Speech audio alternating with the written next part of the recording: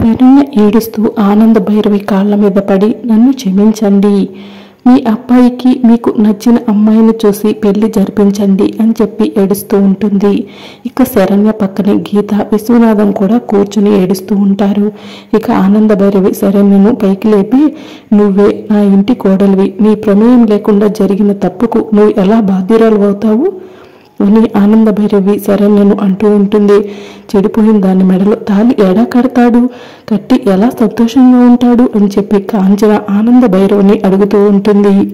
ఇక ఆనంద భైరవి దర్శన్ని తీసుకుని శరణ్య దగ్గరకు వచ్చి, నిర్ణయం ఏంటో నేను చెప్పేశాను, ఇక మాట్లాడాల్సింది నువ్వే అని చెప్పి దర్శన్కి చెప్తూ ఉంటుంది. ఇక అప్పుడు దర్శన్ సమీరను హాక్ చేసుకుని సమీరకు మాట ఇవ్వటం ఇదంతా కూడా గుర్తు తెచ్చుకుని శరణ్య మొహం వైపు జాలిగా చూస్తూ ఉంటాడు. మరి రాబోయే ఎపిసోడ్లో ఏం జరుగుతుందో తెలుసుకోవాలనుకుంటున్నారా? అయితే ఛానల్ని సబ్స్క్రైబ్ చేసుకోండి.